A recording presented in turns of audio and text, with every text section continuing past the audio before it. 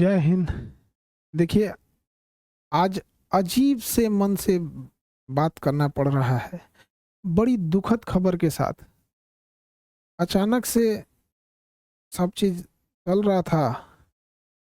कहीं कुछ-कुछ लोगों से कॉल आने लगा कि सर आप न्यूज़ देखिए, या फिर ऐसे-ऐसे घटना हुई है कि रोशन सर के भाई की नेपाल में संदिग्ध स्थिति में डेथ हो गई। तो हमें कुछ देर के लिए विश्वास ही नहीं हुआ। हमको लगा कि ऐसे बोल रहा है सब। आजकल फेक न्यूज़ वगैरह के चक्कर में हमको लगता है ऐसा, तो हम डाँटे भी, तुम लोग को ये सब नहीं समझ में आता है, कुछ से कुछ बोलते रहता है। तो कुछ पल के लिए विश्वास नहीं हुआ कि ऐसे कैसे हो सकता है। फिर धीरे-धीरे कुछ लोग न्यूज़ भेजने लगे, फिर न्यूज़ पे देखें। जब न्यूज़ देखे ना, तो पैर के नीचे से ज़मीन खसक गया।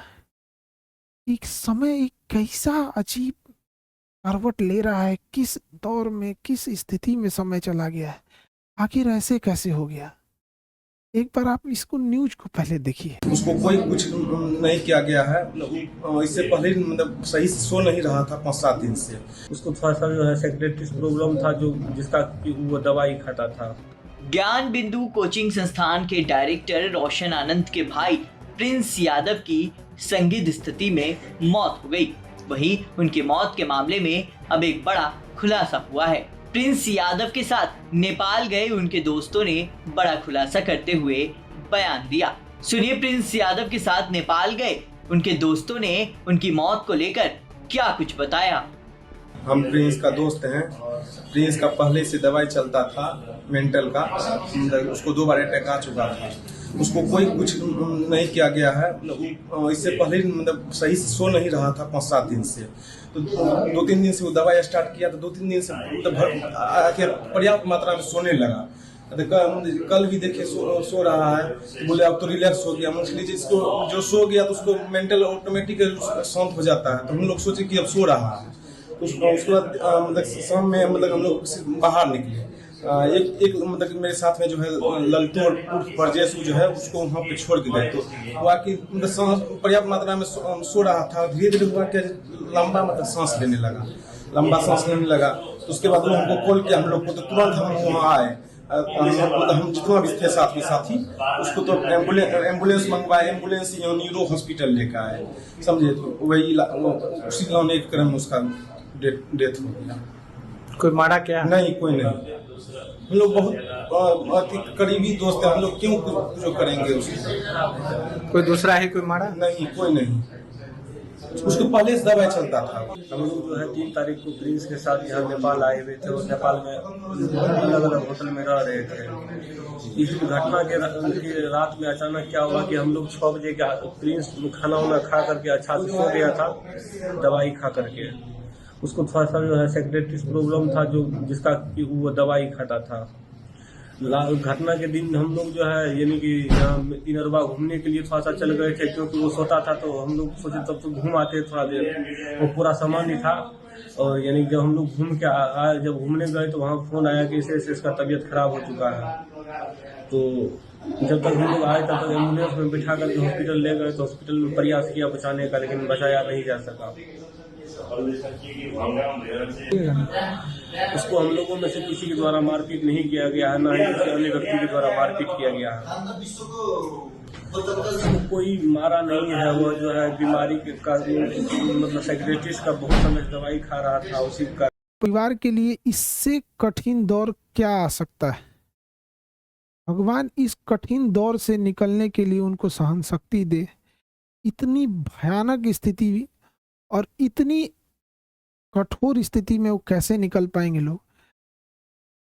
इस घटना के बाद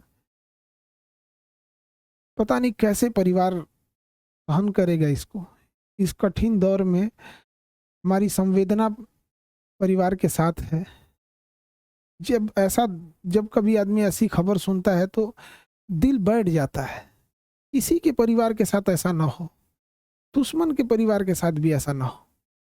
हमारी पूरी संवेदना है परिवार के साथ। हमसे जो संभव हो सकेगा, हम अभी परिवार किसी बात करने की स्थिति में नहीं होगा, हम इस चीज़ को समझ सकते हैं कि किसी के साथ ऐसा ना हो, लेकिन हमसे जो प्रयास होगा, हमसे जो कहेंगे लोग, हम वो हर संभव मदद करने को तैयार हैं, चाहे जो कुछ वो कहेंगे।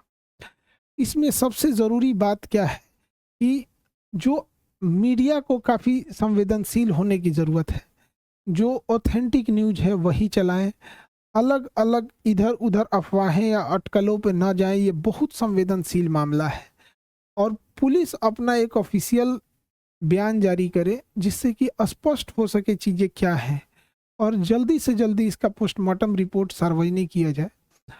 और सबसे ज़्यादा जो अजीब सा चीज़ लग रहा है, ये कोइंसिडेंस, ये कैसे कोई तीसरा इंसान इसमें इन्वॉल्व लग रहा है। आखिर इतनी खतरनाक चीज़ें, इतनी अमानवीकृत कैसे कोई कर सकता है? तो इसमें कोई ना कोई तीसरा साजिश जरूर कर रहा है। इसके लिए एक उच्च स्तरीय जांच होनी चाहिए और उच्च स्तरीय जांच की रिपोर्ट को लाया जाए, और जो दोषी पाए जाएंगे उनमें एक को भी न छोड़ी जाए। फांसी से नीचे इनकी कोई सजा नहीं होनी चाहिए। आखिर ऐसा किसने, अगर किसी ने इसमें इन्वॉल्व है तो।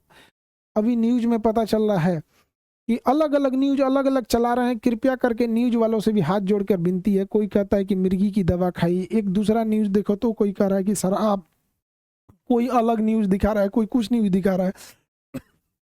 तो कृपया न्यूज वाले ऑथेंटिक चीजों को दर्शाओ। किसी की जान गई है, क्या मिर्गी की दवा कहाँ से थी, कहाँ से लाया गया, इसकी जांच पुलिस सार्वजनिक करे इस मामले को। और जो न्यूज में चल रहा है कि 5 लोगों को हिरासत में लिया गया है, सबसे जरूरी चीज है कि उन 5 लोग कौन कौन से थे, वो उनको नाम सार्वजनिक किया जाए। उनकी भी जांच होनी चाहिए कि वो आखिर कौन थे। दोस्त के रूप में कोई और तो नहीं था।